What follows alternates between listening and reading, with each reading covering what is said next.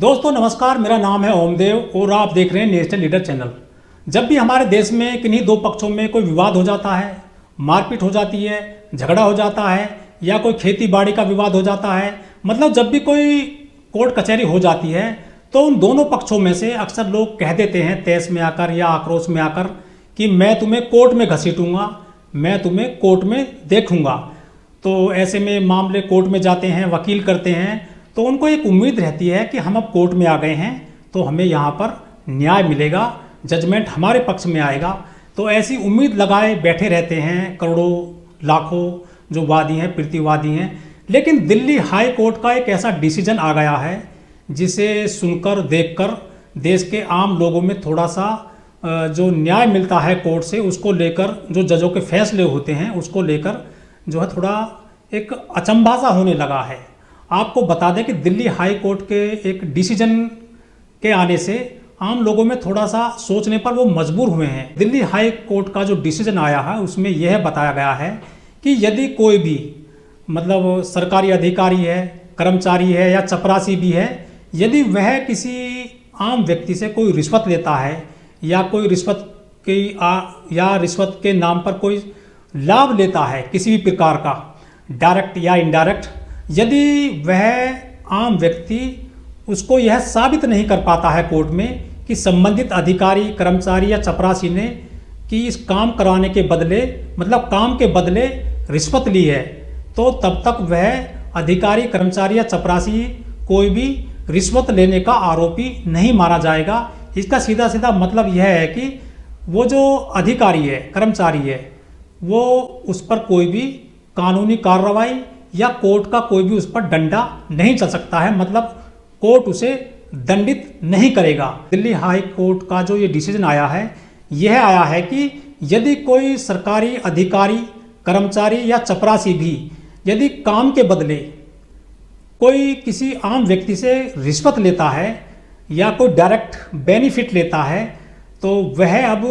जब तक सिद्ध नहीं कर पाता है, मतलब वह कोर्ट में यह सिद्ध नहीं कर पाता है कि अमुक अधिकारी ने, कर्मचारी ने या चपरासी ने काम के बदले हमसे पैसा लिया या कोई प्रॉफिट लिया, यदि यह साबित नहीं हो पाता है कोर्ट में, तो संबंधित अधिकारी, कर्मचारी या चपरासी भी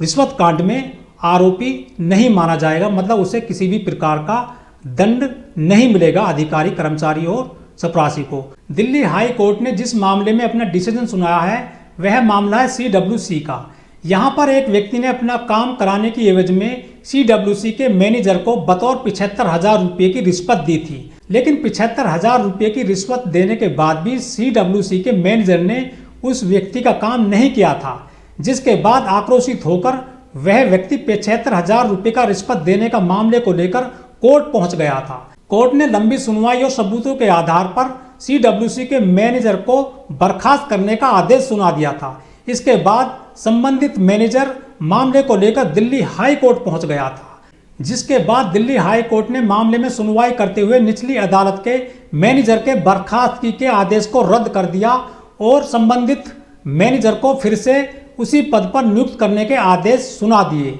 आपको बता दें कि यह देश में ऐसा अकेला मामला नहीं है। हालांकि हमारे देश में रिश्वत लेना और देना दोनों अपराध हैं, लेकिन कई बार लोग अपना काम कराने के लिए या शॉर्टकट रास्ता अपनाने के लिए अधिकारियों को रिश्वत देने की पेशकश कर देते हैं या कई बार वो रिश्वत दे करके अपना काम करा भी लेते हैं। हमारे देश में ऐसा कोई भी सरकारी डिपार्टमेंट नहीं है जहां पर रिश्वत न ली जाती हो न दी जाती हो। हमारे देश में session court, high court, supreme court के कर्मचारी, अधिकारी और न्यायाधीश भी रिश्वत कांड से अछूते नहीं हैं। इलाहाबाद हाई कोर्ट के एक जज रही हैं यशवंत वर्मा, उनका एक दिल्ली में बंगला है। 2025 में सूचना मिली कि उनके बंगले में आग लग गई है। दमकल विभाग के कर्मचारी और अधिकारी जब वहां पर आग बुझाने पहुंचे